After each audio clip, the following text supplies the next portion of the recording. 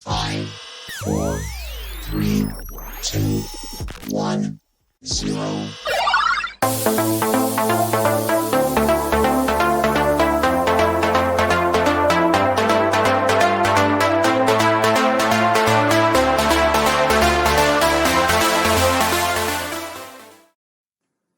Ladies and gentlemen, it is 7 o'clock on a Monday, which means it's time for Monday Night Nerd. But tonight is a little different. Tonight, we have a very, very special guest here on the podcast. You might know her from Murdoch Mysteries. You might know her from Star Trek Discoveries.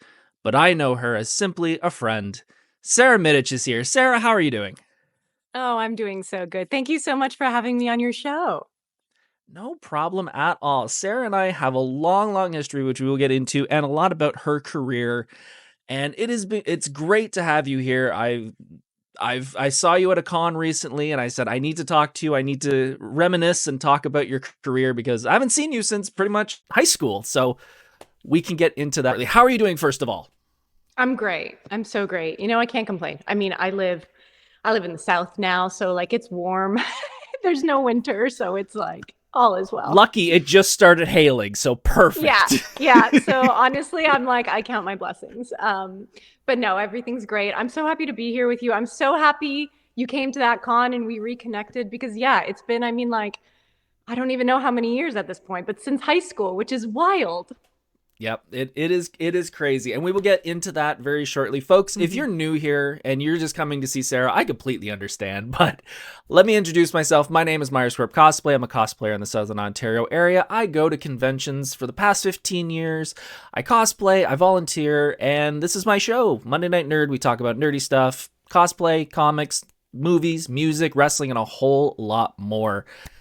And this is going to be a very fun episode. But with all of these episodes, we have a couple things to start out with. First, if you're new here, I greatly appreciate if you hit that like button, hit that subscribe button, all those things that every other podcast tells you about. It would mean a lot to me.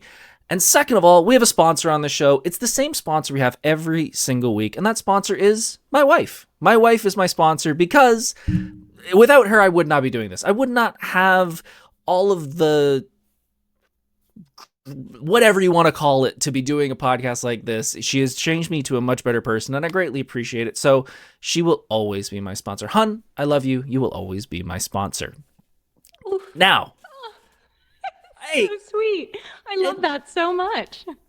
It is the truth. You knew me back in high school, but I would not be doing this cosplay thing. I would not be doing this podcast 90 some odd episodes in without her encouragement and her like, give it a shot. So I thank her every single week as my sponsor.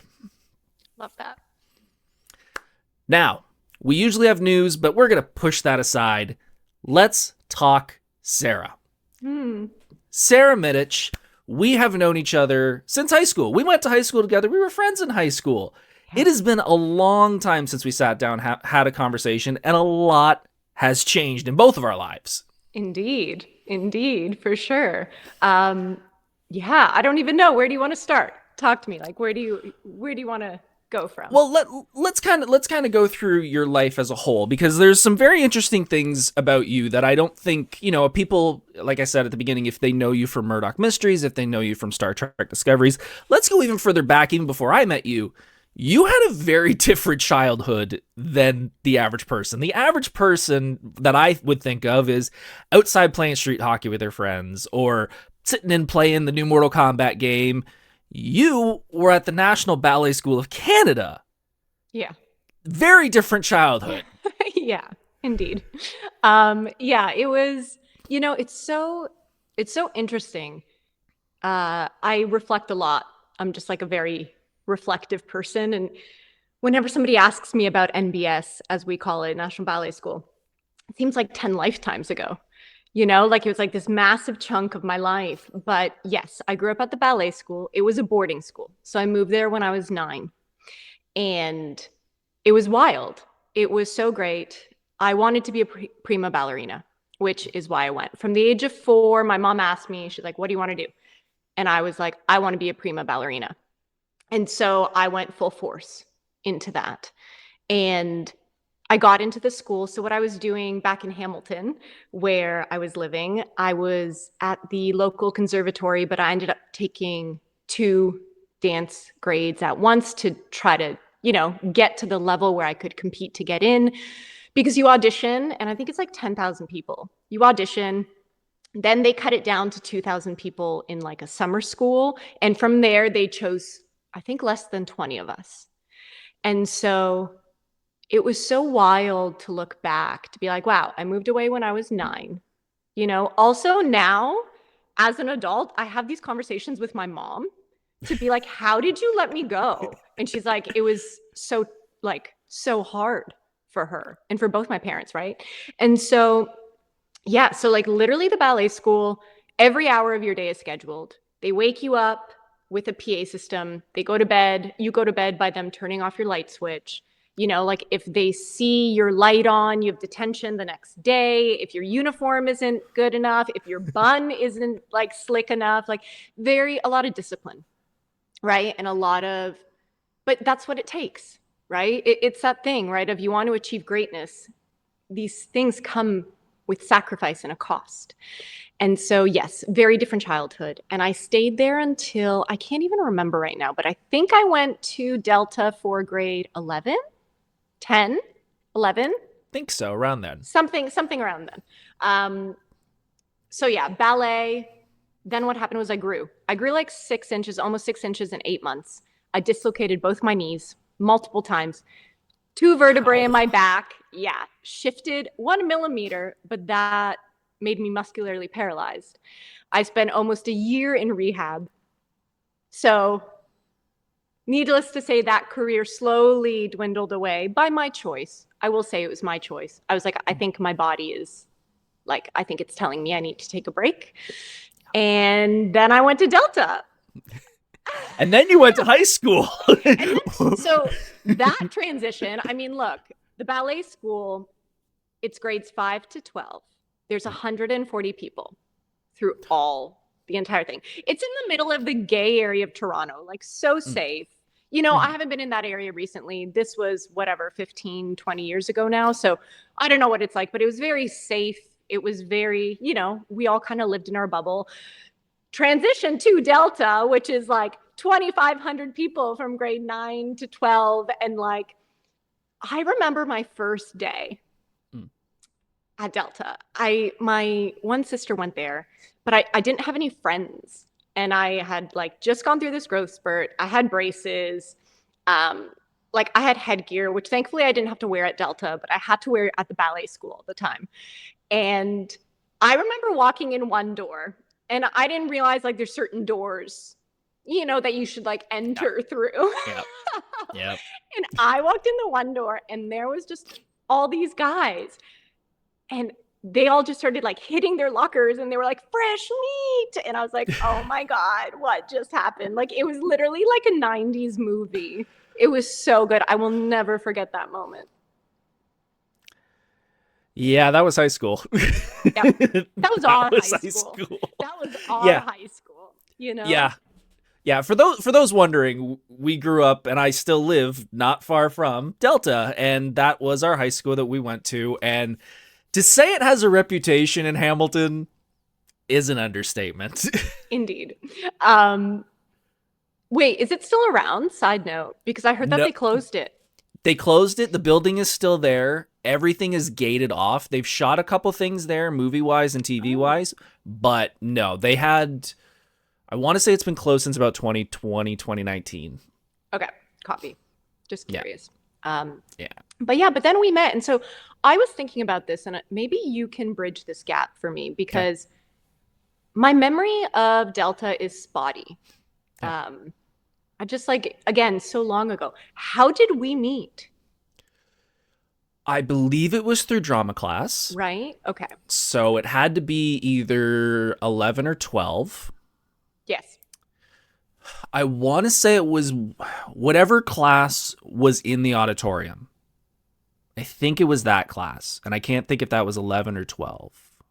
I feel like, I don't know. I don't remember. But yes, I figured it was drama class, because my biggest memories are like drama class and then like math. because I loved math, but I don't remember us from math class meeting. No, it was definitely drama class, and the drama class in at Delta was a very fun class. Like I feel really bad when I hear about kids not being able to do the arts and stuff like that gets cut from the education system, because it really was a very fun experience and a very freeing experience. Like I don't think, myself and our mutual friend Tom and Gavin, we wouldn't have had that outlet to be on the stage, and it might have grown into something like this. Tom and Gavin have done a couple little productions in the area back in their 20s. So that was a great class, and I really remember there was a couple kids in the class that were, you could, even at that age, you could kind of tell, like, okay, they've got something. And you're probably well aware, Nutter and Russell knew it as well. So they kind of pushed them in that direction. Them. Yeah. Yeah. And Sarah got this is the side story I did not put in our notes, but I do want to bring it up. Sarah got to do 2 types of production, while I only did 1 type of production, because Sarah was in the drama class, but Sarah was also in the Spanish class. Now, the difference is the drama class had to do smaller productions because we had to buy the scripts and we had to do all the actual things that theaters do. The Spanish class got to do all the fun stuff. Yes. Because you guys got to do Beauty and the Beast. I think you guys got to do Chicago and all the fun ones. And we're like, can we do that? And our teachers are like, no, because we can't buy those scripts. Yeah, okay, this is so interesting because I remember doing Chicago. I remember doing Cell Block Tango. But I don't remember taking Spanish class. Fun fact. But my sister was in it. So I think my sister actually got me into the productions.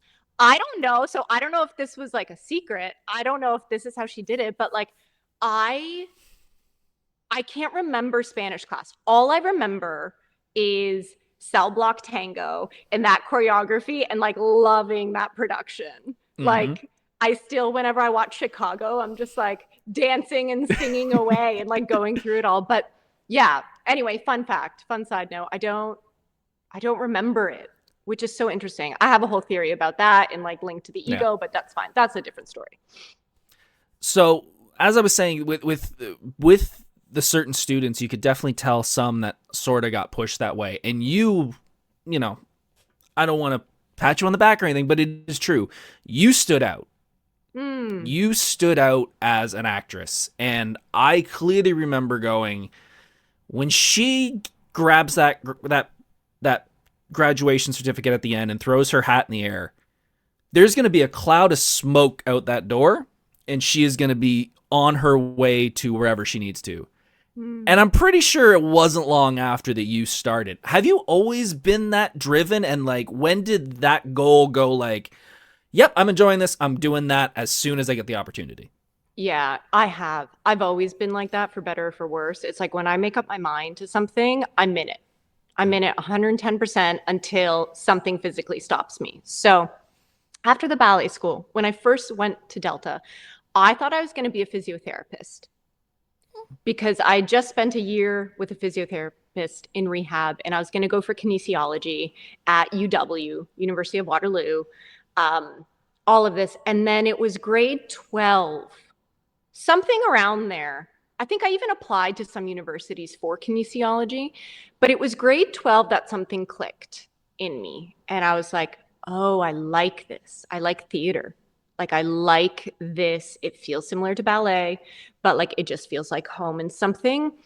And it is because of our amazing drama teachers that like, they also enabled me without putting pressure on it. Right. And I applied to different universities and stuff for acting as well. And I auditioned for University of Toronto Sheridan College joint program. And that's the one I really wanted, because when I told my family that I was going to go for acting, my mom was like really supportive because my family's always been supportive. But when I was like, kinesiology, there's like a reassurance to that one. So I was like, okay, I want to do this acting thing. And she was like, okay, but I want you to get a degree, you know? So I want you to get a degree in case, can we swear on this podcast? Go for it. Okay. So in case shit hits the fan, I want you to get a degree. Okay. And I was like, okay, so then this program was cool, but it was really intense, but I got waitlisted and I ended up getting into UW full scholarship. So my mom ended up getting a job at RIM, Research in Motion, way back when, in Waterloo. So she like got a townhouse because I was moving with her, all of that. And 2 weeks before the semester started, I got into the program with no scholarship, for the record. So I was like, oh my God, what do I do? And I was like, no, I gotta go. I gotta go. Worst thing, I graduate at 21. I'm a complete failure as an actor, and I get my kin degree then, you know? Yep. And that's it. And so, yeah, so I went. And so I did the UTM Sheridan program, which was amazing and like so intense. But I wanted to do theater. I wanted to do Stratford. I wanted to do Shaw Festival. That's where I saw myself going. Classical texts. They've always spoken to me. I never anticipated film and TV. Sometimes people are surprised to hear me say that, but it was the last semester of my university program. We had a 6-week introduction to film and TV. And I took it and I fell in love. I fell in love with the intimacy of it, but I had no idea how to do it because it's totally different. It's a completely different medium, right? Theater, you're expressing, you're performing to 3,000 people, and you got to make sure the person in the back row gets it. Film, it's like right here. They're like here, and they're like, and cry. And I'm like, okay, you know, like sell it. And so from there, I was like, cool, this is what I want to do now. So back to that drive. And I was like, how do I do it?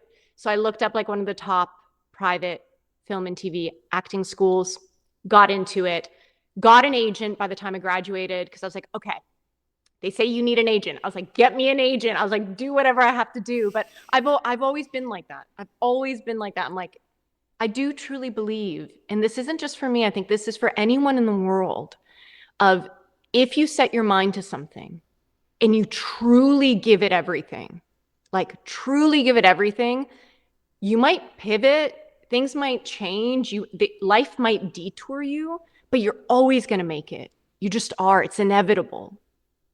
So it's like an energetic exchange with life. That's how I look at it. I'm here to do the best with what's in front of me. The rest isn't up to me. So I'm going to go along the journey and I'm just going to keep showing up. So, yeah. Man, that is a great way to say it, because I cannot agree more.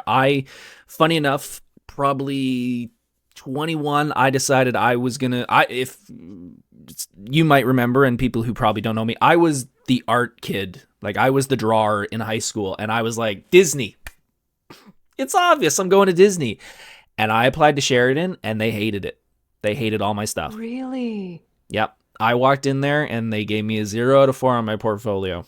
And I was like, oh, well, the art career's over.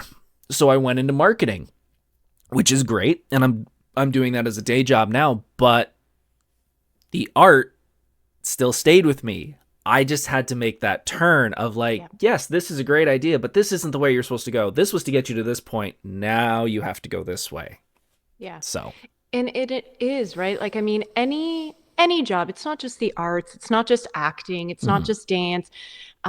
Rejection, learning to navigate rejection was really, really hard for me, especially because I'm a very emotional person and I love to love and I love to be the best.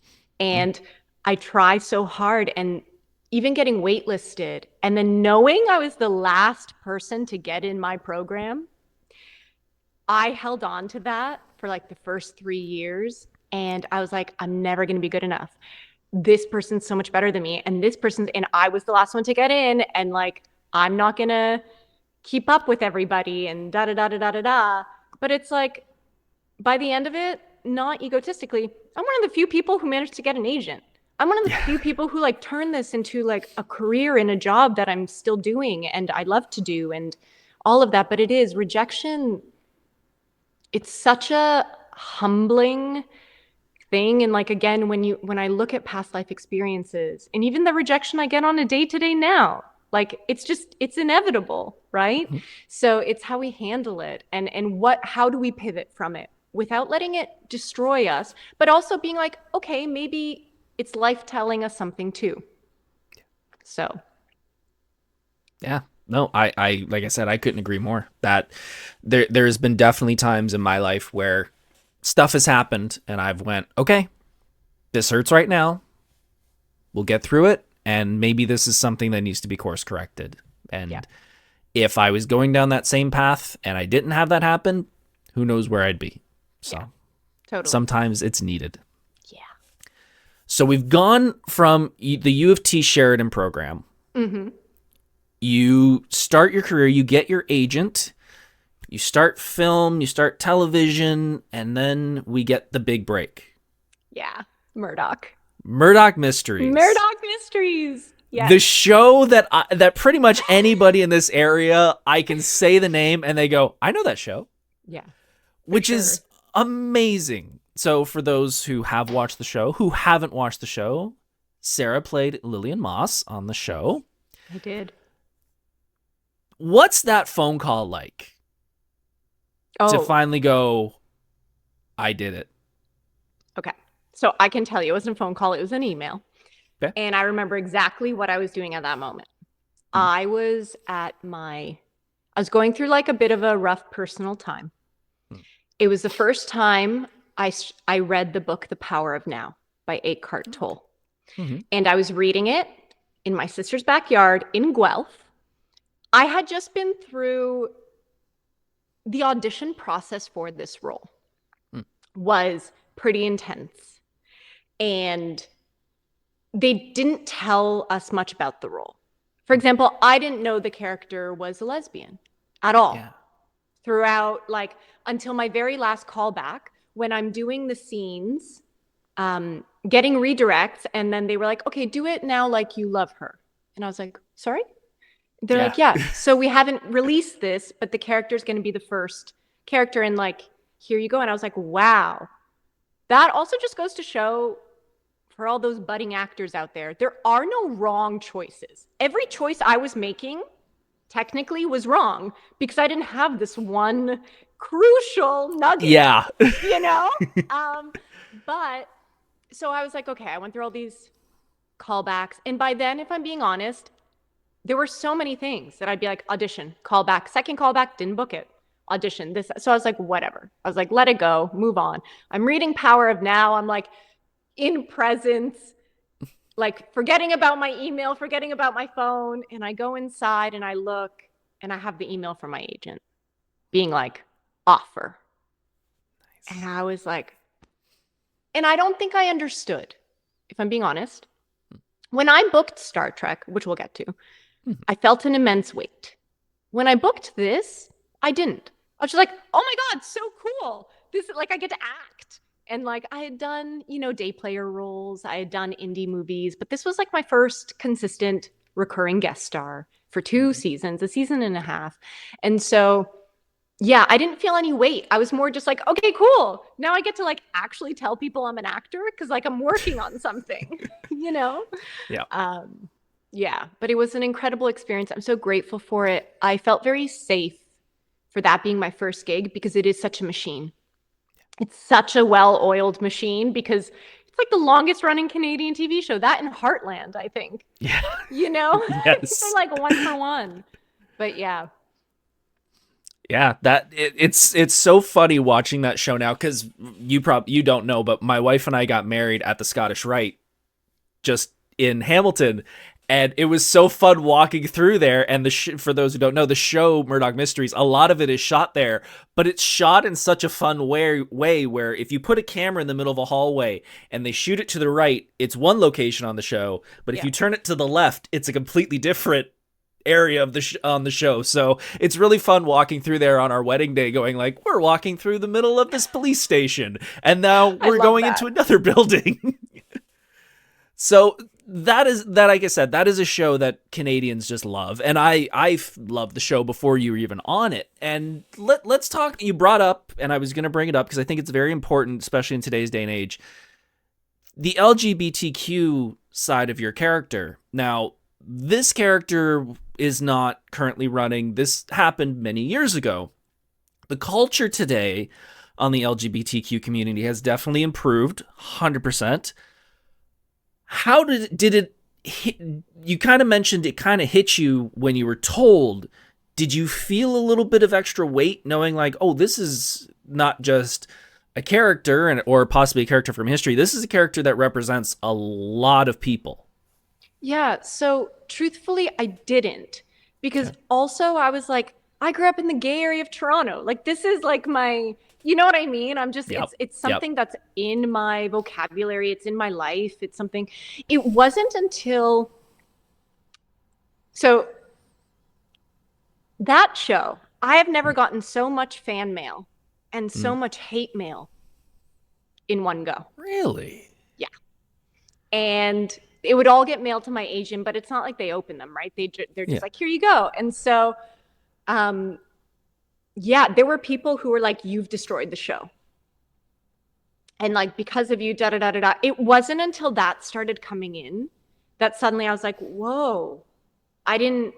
And maybe it was like my naivete of it. But I was just like, I'm here to like play dress up and to like do a service to this character, regardless of their sexuality. Do you know what I mean? Yep. I was just like, okay, cool. Me and Georgina Riley get to have like this, you know, and she's so awesome and I love her and we're still friends. And it's like, I was like, okay, cool. We get to do this fun thing and I'm here to like shake everybody up and I get to wear these awesome costumes. But like, I didn't think about it until, because also this was my first time of, you have to keep in mind, you know, we film a show and then it comes out 6 to 8 months later. Right? So like, while I'm filming it, I'm just like, da, da, da, da, da, da, da, da, you know? And then it starts airing and like Twitter, I mean, it's X now. I don't even know anymore. But like back then, like everything semi started blowing up and this character started blowing up.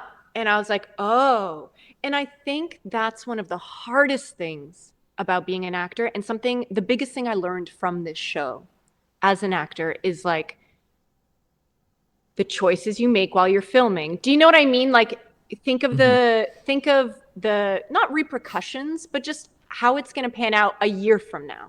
Yeah. 2 years from now. And the thing is the climate does change, right?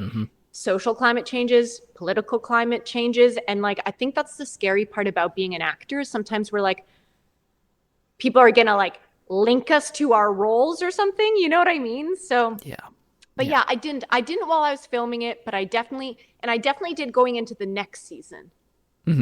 Because suddenly I was like, whoa, I've like experienced the energetic love and backlash at the same time. Yeah, that is interesting that I never thought that you would have gotten that type of feedback, but it does kind of make sense that there are people out there who just must have had a problem with that. And it's funny you bring up getting the feedback, because I remember a production that we were a part of that I actually directed in high school. You may remember, you may not remember, called May I Have Your Attention Please? Yes. Oh my gosh, yes. Which for those watching, it was a stage production and I was directing my first directing role. I got to direct Sarah before anyone else.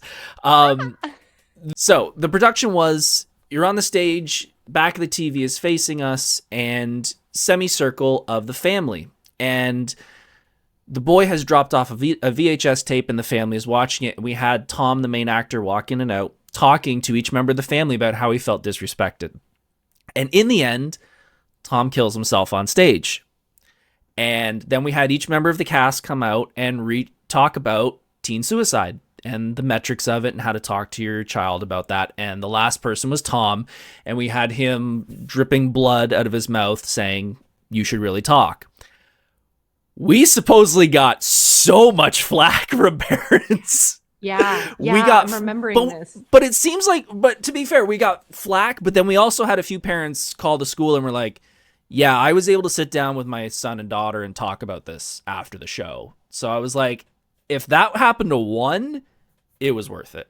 Yeah, totally. I do remember this now. I wouldn't have remembered it if you didn't prompt me. But yes, um, we had some, we, especially the three of us, so I felt like we had such curiosity about like, I don't want to call it the darkness. Do you know what I mean? Of life, Yeah. but just of like exploring these different facets. And I mean, I think that's something I've taken into my work a lot too, is like, there was a period of time there where I was like, I just want to do like the dark, deep, like brooding roles that like require me to like rip my heart out and like get ugly and be human and be raw. And like, there is something, you know, like my dream role, I always used to say my dream role is Charlize Theron in Monster. Wow. That's my like, and I kind of semi got there with this one movie I did a couple years ago called Control. And funny Yes. enough, her name was Eileen too, but it's like, I love exploring like the ugliness of humanity because we all have it, but we don't look at it. And we all just try to like shelter it and pretend we're like the Joneses or Perfect Patsy. Yeah. And it's like, boom, you know? Yep. Oh, man. Yeah. As soon as you mentioned that feedback, I was like, hey, it reminds me of high school.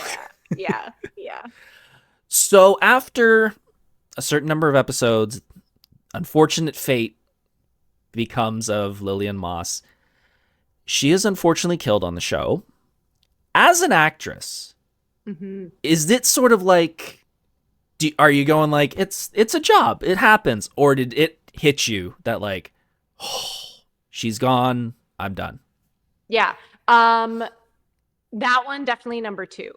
I was just like, because also this was like my first steady like job, you know, and I was like, oh, maybe I'll be on this for a few years or like maybe something, you know.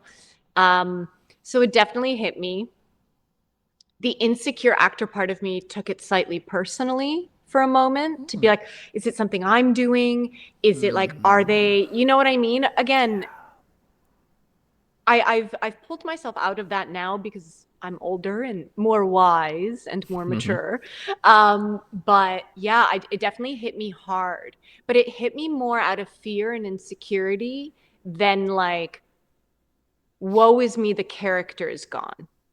Does that make sense? It was a very egotistical pain. I was just like, no, let's keep going, you know? But yeah, but then I was also like, okay, because at that same time, I can't remember, somewhere in there or between the seasons or something, I got Expanse. So then that show was, and I was like, okay, hey, look, like I'm booking stuff now. So there was also like a trust in my skill set as well at that point. So it was a mix. It was definitely a mix. That's fair. Having Expanse come after that is kind of like, okay, it's not a one and done. It's not just the rookie. I'm good. Yeah. So we would be remiss if we didn't talk about the big elephant in the room. We have a Star Trek cast member here. You mentioned earlier that was a weight on your shoulders when you got that notification. Tell us about what that felt like compared to Murdoch. Yeah. It was, I remember this one too. I was driving on the Gardiner into Toronto from Hamilton, probably. I think I was like visiting my grandparents or something. And this one my agent called me for. And she was like, hey, you just got the offer. I knew it was for Star Trek, but when you audition for these shows, you don't know actually what it is. Fair. It's all like, you know, it's fake names and this or that. And the audition for that was wild. It was like 2 pages of crazy technobabble. And casting got me to do it like 10 different ways. Do it like the world's ending, like do it super fast, and then do it emotional and like you're scared. Do it like you're a captain. Do it like you're like all these different ways. And I remember leaving that audition being like, I don't even know how to gauge. Like, and I'm really good usually being like, oh, they're trying to test me. They're trying to see my range. That one, I was just like, I have no idea. And I shelved it like I do. And then I got the call while I was driving. And I was like, okay. And I was so excited. And like, while she was telling me, she's like going through specs and this or that. And it was prosthetics, so there was a lot behind that as well. And I'd never done prosthetics before. And so it was something new for me. But she was telling me, like, okay, next week you're going to like go into like prosthetic testing and like they're going to start creating the molds. And it moved so fast. Like I booked it at the end of February. We started filming in April. Holy. And on top of that, I'm very open about this at all the cons I do. I wasn't a Trekkie. Like, I didn't grow up on Star Trek. And suddenly I was like, I have a month to watch all of Star Trek? Like, how do I do that? Yeah. You know what I mean? Because I felt I'm so fascinated by the human experience and by our emotions, because the polarity, it's like such excitement and such anxiety at the same time. You know, because I'm like, wow, this is something really big. And then I was like, oh no, like, how am I going to do this? And it was season 1, especially, there was a lot. It's a hard season to film. It was, you know, the executive team was shifting, changing. There were so many cooks in the kitchen. I mean, this was Star Trek back after, I think it was 13 years. So just like the pressure externally and then the pressure internally, and then also the prosthetic. I mean, I'm so blessed. I had Doug Jones as. Yeah, I was going to say. Ask whatever you want. He's the best human on this planet. Yeah.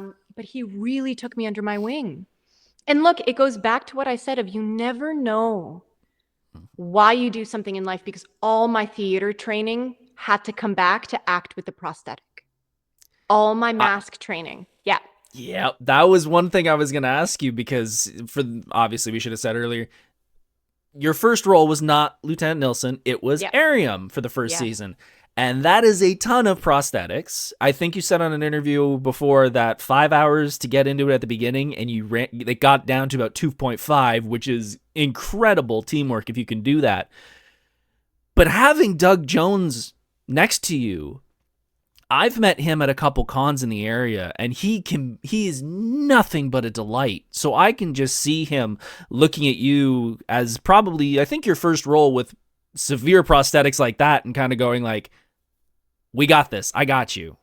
Yeah, he was so great. And he really taught me. I mean, I was so nervous too, right? Because I was like, there's like, you know, I'm acting with Jason Isaacs and Doug Jones and stuff, and Rainn Wilson season 1. And I'm like, okay, like first generation Canadian from Hamilton, Ontario. Like, you know what I mean? Like all the imposter syndrome just like comes right up to the surface. But Doug did. And I talked to him because I was like, what do I like? Because not even the lips were mine. And I mean, like, only my eyes, like literally my eyes were mine. Everything else, none of it was mine. Like I was on a liquid only diet while I was shooting. Like it was wild. And he told me, he's like, because I was like, how do I act through the mask? Mm-hmm. And he's like, you don't act through it, you act with it. And I was like, ooh, wow. I was like, that one sentence just changed it for me. And, you know, we had this I'll just tell this one story. I could tell so many stories about Doug, but we had this one thing because at the end of the night, I was very blessed that this was obviously top Hollywood production and what we were able to do. So every time they put a mask on, it was new. They never reused it, because otherwise they would have to use alcohol to take it off, and that would have destroyed my skin, anybody's skin, you know? So instead they could use like oils, which was just healthier. So, but at the end of every night, you know, they take it off, and both Dougie and I would like rip it off. And the one night he like took it off, and you're like covered in slime. Like there's nothing like pretty about this, but we're covered in slime. And he's like, it's a boy. And I was like, it's a girl. And it just became our thing every single night, you know? Like, I just have to say, I know this interview is about me and all those things, but Doug Jones taught me, Doug Jones and Sonequa Martin Green taught me what it's the kind of number one I want to be on a show. They taught me how to be a star.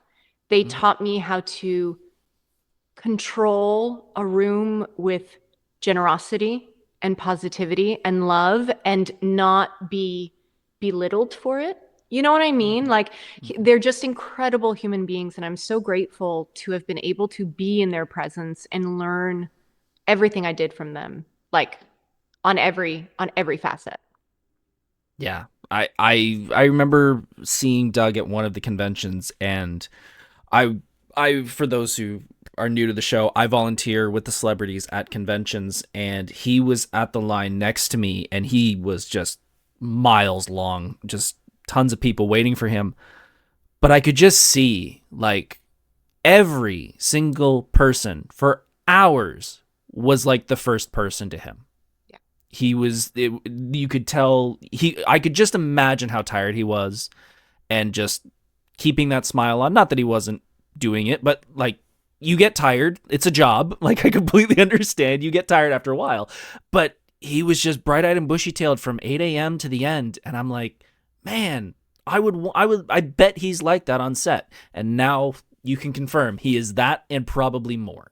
Yeah, and to be honest with you, so we have the same personal appearance agent, Doug and I. So we do these a lot, and I talked to him about it a lot before I got into the con circuit. And just so you know, everything you're seeing is so genuine. He loves cons, and he's so honored that people would want to come and wait in line to see him to this day, that it's just his kindness it's his foundation, because he truly believes, like, if you give kindness, you also get kindness, like it's just one of his principles. So he's like that and more. He's just the best human being. Yeah. So unfortunately, similar to Lillian Moss, Arium. I wonder if this is going to be a theme with my characters. I don't know. Hey, they go out in a blaze of glory. Let's look at the positive of this. However, this is not the end for you. No. You come back as Lieutenant Nilsson the next season. I do. This is something that doesn't happen in Star Trek a lot. If ever, I think. I'm not a giant Star Trek fan myself, but from what I can remember, I don't remember a lot of recasts happening. Yeah. What's that call like? Yeah. Okay. So I'll tell you. So before season 2 started filming, they called my agent and they're like, hey, we have a new role. It's an engineer. Does Sara want to do it? She won't have to do Arium or do the prosthetics anymore. Yeah. And I was like, oh, okay. For the record, I had no idea they were going to kill Arium. I didn't know that until 2 weeks before we got the episode. We were already filming season 2. Nobody knew. They kept things really on lock. Like these scripts, I remember in season 1, the one day, it's like they rewrote the whole thing and dropped a new one that morning, like 60 pages that morning. Like, again, big franchise, a lot of things going on, right? A lot of people to please, a lot of things changing. So nobody knew. So I said yes. Even though I loved Arium, I was like, it would be nice to not do the prosthetics. Yeah. You know what I mean? Like, it's just one of those things where I loved it and it was great. And I'm so grateful I got to experience it. Like, honestly, there have been cons where people like come up to me as Arium and I'm like, there is nothing wilder to me and like so humbling to be like, oh my God. I'm so grateful for that character. And the actress who took over that character, Hannah Cheeseman, is like, I had known her and she's super awesome. And she carried that like episode 9, I think it was, in season 2 or something. Anyway, I get the call. I say yes. I have no idea what I'm walking into. All I know is I'm like barely not even in the first 3 episodes. And I'm like, I don't know what's happening. You know what I mean? Like I have no idea where my character's living. I don't even know what my first name is. Right? Like I'm talking to the one writer and they're kind of figuring it out as they go. And I felt very honored because of what you said. They don't do this often. And I was so grateful that they were offering this to me. And so they had known they were going to kill off Arium. But nobody told us that. So then they were like, we want Sara to stay. So let's keep Res Nilsson. And that was super cool. Probably one of my favorite moments I've ever filmed was when Nilsson walks onto the bridge and Pike looks over. Do you know what I mean? And I look at everybody. And it was such an incredible moment on set. Like everybody just felt it, right? Because they had just lost Hannah, who played Ariam, who was in the first half of that season more than I was with the bridge crew, right? So it was this like coming home in a new weird way. And yeah, it was so cool. So cool. But that's the beauty of sci-fi too, right? Like you can just do all these cool things. Yeah, I could just imagine what that felt like, walking on the bridge and just being like, I'm back. Yeah. Now, I'm going to put this photo up here. I'm not going to do it right now. We'll do it in post, but there is a very good photo of you in the captain's chair. Even as not a Star Trek fan, not a big Star Trek fan, there had to be a moment where you're just like, yeah, this is cool. It truly, and you said it, like, even though I didn't grow up with this, you know, the first time I sat in that chair, there's just magnetism. That's like the best way I can explain it, is sitting in that chair and like putting my hands down. I was just like, whoa, like power and magnetism and just like a legacy, if that makes sense. Yeah, it was so awesome. I know everybody who had a chance to like sit and film a scene in that chair, like everybody's always like, wow, this is like, there's something magical about it. Yeah. That must have been a special moment. Just, jealous. So jealous. I'm not even a big Star Trek fan, but that's still a moment where I'm like, every actor that's on that show is like, I'm an extra in the background. Can I 5 seconds? Just give me 5 seconds in the chair. Yeah. So let's transition from your acting career to your new passion. Let's talk about gratitude and growth. Yes. Give us the lowdown of what gratitude and growth is and where it came from. Yeah. Okay. So gratitude and growth is a space, a platform, a hub that I created essentially to help people reconnect with themselves and to become who they actually want to be in life. So it's rooted in mindfulness, in personal development, in mind, body, soul balance, right? Like, so I think a lot of the time, actually, let's pivot to where it came from. So I went through a really big transition in my life and made some really big life changes that were really hard, and went through like a really rough summer of making very poor choices for my mind, body, and soul. But it all kind of came to this crux, as I think sometimes these things do. And I realized I wasn't showing up in life in the way that I wanted. And I wasn't who I wanted to be. And throughout my 20s, ever since I'd read The Power of Now, that day that I booked Murdoch, that book was the first book on enlightenment or personal development, whatever you want to call it, right? Like I find that words are the least effective communicator, because most of the time we're all talking about the same thing. We're just using different words.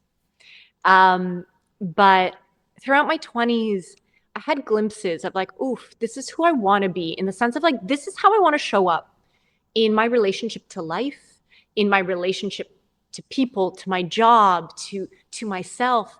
And I would start working on this inner work, as I call it.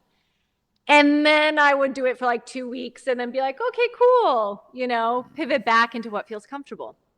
And a couple years after Power of Now, I discovered the power of gratitude, of how practicing intentional gratitude and what it can change in your life. And I really deep dove here because I was like, magic started happening in my life.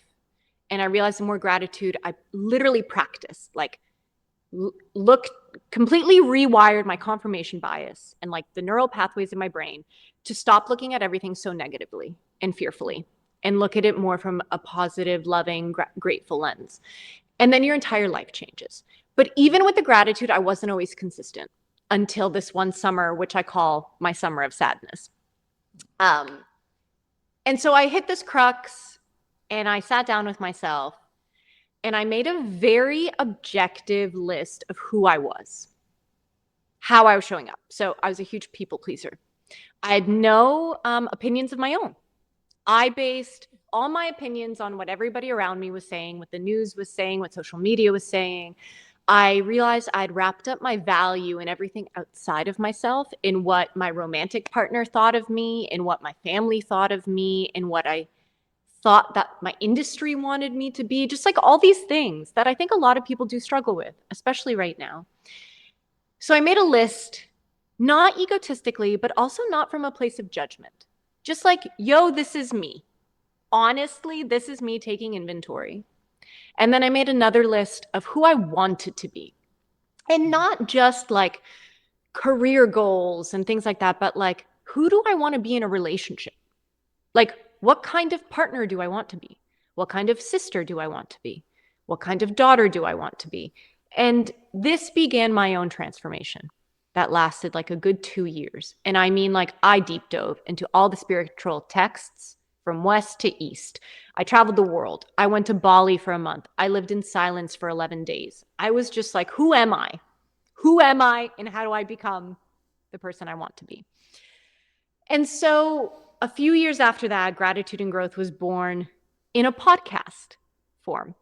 So it started as a podcast. It's called the Gratitude and Growth Podcast. Because as I was working on myself, I would talk to people and they were like, you're changing my life. And I was like, oh, cool. I mean, I'm just talking about the things I'm working on myself, you know? And so finally I was like, okay, let's take this to the public. And so then it started as a podcast, and now it has just like grown. It's grown into this beautiful platform community of people who just want to do the inner work and have a curiosity to ask themselves the deeper questions, you know, to start getting into the nitty-gritty details. And it's not just one facet of personal development. It's mindset work, but it's also somatic practices, and it's also spiritual teachings. But my thing is, I like to take all these very conceptual, abstract things and distill them for like real life, because sometimes they stay too conceptual and we don't know how to actually do it. It's like, I want to be more present and I want to prove myself less. Cool. How? How do I actually do that on a day-to-day? So that's my big thing. So that's Gratitude and Growth, and it's a big passion of mine, and it's grown into this beautiful thing that I didn't really see coming. So again, life, right? When you surrender to the flow of life, I just do my best and I show up and I just keep pivoting as I go. So That's so nice to hear that you were able to sadly have that summer of sadness, as you call it, and was able to go like, okay, I need to fix me. mm-hmm. And by fixing yourself, you're helping to possibly fix other people. Yeah. It has become, you know, ever since I was a kid, I've always had this thing of, I've just been very curious. I'm a curious person. When I was 8, I remember sitting with my mom in the driveway being like, why is this my story? Why can't I hear your thoughts? Why is there a voice in my head that's like narrating my life? Like, I was always very curious about humanity and like who we are and what we are. And I've always had a very big pull to be of service. It's something that drives me, whether I'm acting, whether I'm G&Ging, you know what I mean? Whether I'm life coaching. It's like, I have this big pull. For whatever reason, I've been given a gift. And I feel like the greatest gift I can do is just keep giving. And as life works, the more you give, the more you receive. So it's been this very beautiful, humbling, and wonderful journey, because I've also realized in myself that there is no point of arrival. And that's why it's called Gratitude and Growth. The growth is never ending. Gratitude is my way of life. The growth is never ending. So it's been a really big blessing to me as well. Yeah, it sounds like it's taken over a lot and brought you a lot of peace and a lot of growth. Yeah. If people wanted to learn more about this, where would they be able to find it? Yeah, the website is the first stop. So www.gratitudegrowth.com. You can find everything there. And there's so many free resources. we've got the podcast, we've got the blog that goes out every week. We have our weekly newsletter. So again, it's just tools. I'm just here to give people tools and they can choose what works and leave what doesn't, because everybody's journey is different. Yeah. And it's especially like the idea where you said taking these spiritual teachings that you've received throughout your life and have kind of, I don't want to say humanized it, but sort of brought it to the real world, which I think I've done a lot of self-help books, and I've tried to read certain books that seem very philosophical, which is great, but I want it to be practical. So there are some books that are better than that and some that are not. So the way of you taking those and bringing it down into something people can use on a daily basis, I like that idea. I think that's something that a lot of people miss, because I think a lot of people do what I did of just like, what are these things? What are these teachings that have nothing to do with me? Yeah, and that's the thing, right? And look, I am a very philosophical person. So like I will go meditate in the woods for 10 days in silence. Like I will do that. But it's not real life. Like, how do you know what I mean? Like for billions of us, we live a life that requires bills being paid and like a job 9 to 5. So it's like, how can we still have inner freedom and still show up in this world that is a non-negotiable? So yeah. I love it. So if you are interested, please go to the website, please listen to the blog or listen to the podcast, read the blog, because in today's day and age, and it happens all the time in life, you can always use some growth in your life. I've grown so much because of my wife, and I think Sarah's got a great platform that I think is going to be helping a lot of people. Thank you. It has been an hour. I don't want to keep you too much longer because we all have things to do. It has been a pleasure talking to you. But before we go, we have a tradition here with any guest.